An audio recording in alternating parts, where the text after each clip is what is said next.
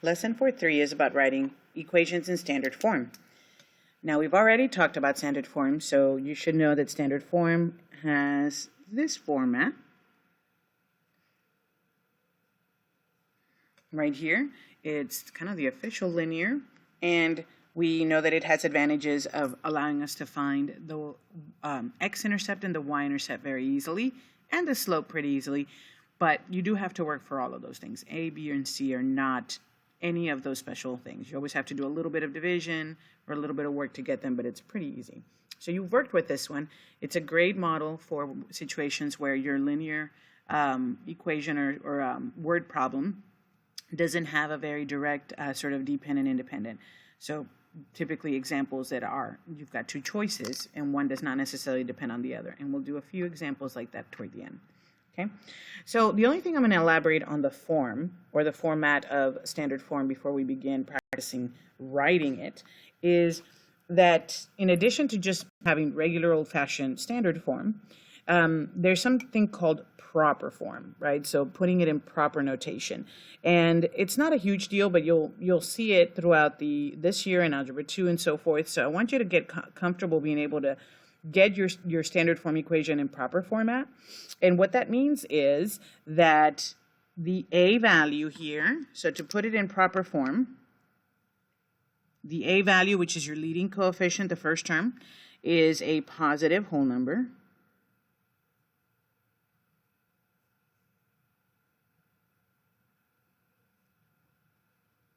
Okay, and so that's a positive whole number, and A, B, and C have no common factors.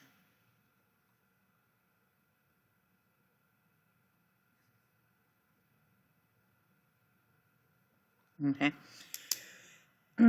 So that's what it's right. So there's just, in word problems, we're not going to worry too much about this because in word problems, we're going to want to keep the original A, B, and C values because they probably have a special meaning in the problem. Maybe they're the price of the sandwiches. Maybe they're the number of points on a test question. So we won't want to fiddle with them in a word problem necessarily. But when we're writing these in general, outside of a word problem, and you see me say, make sure your standard form is written in proper format, then you're going to want to make sure that that leading coefficient is a positive whole number, and these guys don't have a common factor. And you'll see what that means in just a bit. Okay, so again, we've already done this with slope-intercept form as well as point-slope form. So today is really a lot of moving things around and manipulating so that we can write standard form regardless of what information we're given. So we practice developing this a little bit from word problems, but what if I start off in slope-intercept, but I need it in standard? How do I get from that to that? Or from point-slope to standard? Or if I just am giving limited information, like we were with the other ones, right? How do I get it to standard? So that's what a lot of sort of equation manipulation today. And let's go ahead and get started. So you have a nice verbal explanation here that I'll let you guys kind of go through. Again, this is the standard form where A, B, and C are real numbers and A, B are not zero. One can be, but not both. And then the big thing here is we're going to use the same sort of properties of addition, subtraction, multiplying, and dividing on both sides to reorganize, right, the initial one into the standard form we want. So let's go ahead and begin. I'm going to just make you a note just as you're doing this, guys.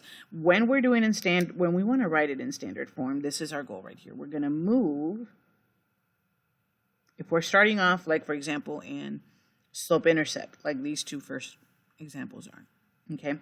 We were going to want to move the x term to the left. Write this down. Remember, if I write it down, you write it down. Bring this up in case you want to write that.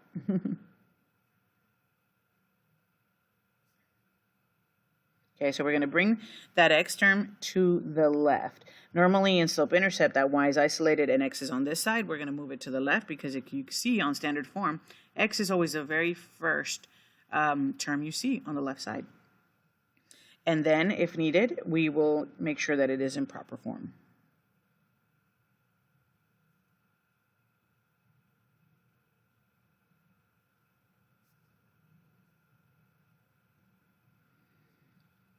Okay, so let's start with an example here. Okay, I'm going to move it up here. We want to write the equation in standard form. So if I look at this, this is originally already in that y equals mx plus b. It's in slope-intercept form, which is very nice, but it's not what we need. So to write this in standard form, I want you to see that the primary difference between this and this is that that x term is out here in the front. The y is on the left, the -5 is fine, but the x needs to come forward. And so we'll do that with those inverse operations. So I'm going to subtract the -3x, or sorry, subtract 3x on both sides. And it's going to get rid of it on the right side. And now that is going to be here on the left side with my y.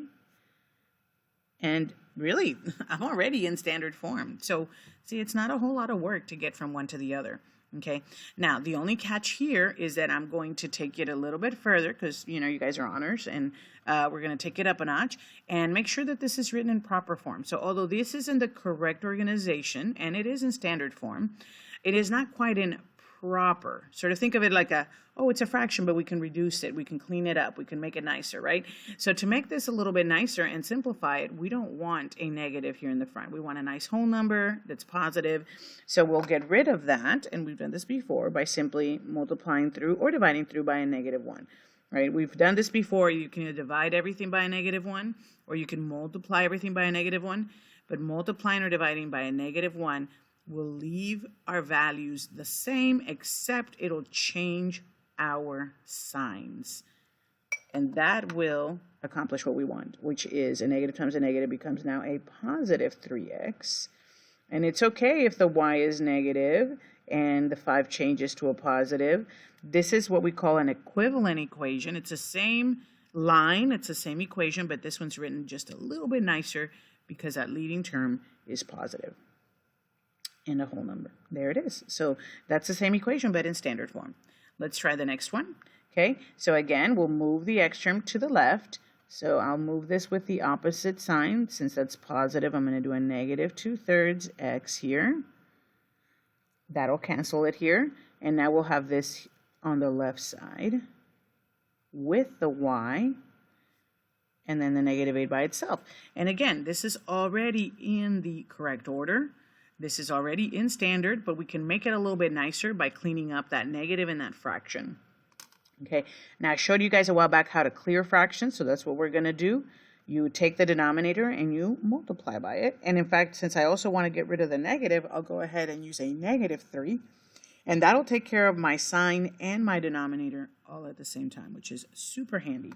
Okay, again, the big thing is, just like here, is make sure that whatever you decide to multiply by, you've got to make sure you do every single term. In this case, all 3 terms, you need to make sure they get multiplied by -3.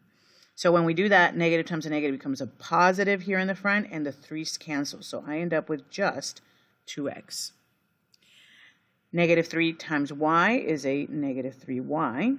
And then -3 times a -8 is a positive 24. And again, this is the exact same line. This is just a simpler, easier way to look at it. Okay, there it is. So 2x minus 3y is equal to 24. It's just a better version of the same line. Okay, so that right there is how we change it to slope-intercept. I'm sorry, to standard from slope-intercept. Okay, let's say, what if we were in point slope? So this guy right here is in point slope, and we want to change it to standard form. This requires just a little bit more work. So we're going to do the same, what we did yesterday, putting it into slope-intercept first. So you did this in our last lesson. 2 quick steps. We'll get this into slope-intercept. We'll distribute the -2, like that. And then we'll move the 4, because in standard, our constants should all be on the right side. So we'll move that -4.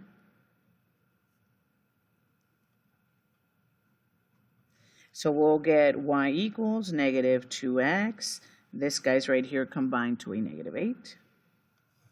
And now that I have it in slope-intercept, now I can do what I did up here and just move the x term forward. Okay, so now that I've distributed and moved my constants to the right, then I move x. Okay, and this cancels, and now I have the 2x here in front with the y and that's all equal to -8. And in this case, this is already a positive whole number. These guys don't have anything in common. We are good. This is the standard form version. In fact, here you have all three versions. If you look, you've got it in point slope, and then right here, kind of in the middle of the process, you have it in slope intercept, and here you have it in standard. All exactly the same line, just different forms. Okay, so that is how we write our equation from standard form.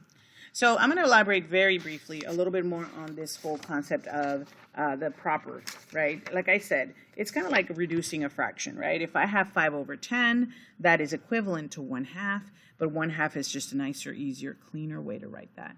So when we're doing this, it's the same concept. We're just like equivalent fractions, we've got equivalent equations. So two equations are said to be equivalent if they have the same solutions, okay? Equivalent equations can be found by just multiplying each coefficient in the equation by the exact same constant, or sometimes it makes sense to divide each coefficient in the equation by the same constant. So as long as you do the math all the way across, you get an equivalent equation. And you have an example here. You've got this guy right here. You could say, I'm going to double everything and make it, instead of 3, you're going to make this a 6, instead of 12, 24, instead of 15, a 30. That's still equivalent, and it's the same equation. Or you might go through and say, oh, you know what? These are all divisible by 3, so I'm going to multiply by 1/3, or in other words, divide through by 3, and then I get x and -4 and 5, right? All of these are the same line, but this is the one that is in proper format. Because this has a positive whole number, and these do too, but this has no common factors. Here I have a common factor of 6, there I have a common factor of 3. This one's reduced down so that 1, 4, and 5, they don't have anything in common. Like I said, it's like having a reduced fraction, okay? So we're going to, instead of writing 2, just for the sake of time and such, we're going to write just the standard version of these, okay? So let's change this, and let's say write in proper. Let's just focus on practicing the proper form, okay?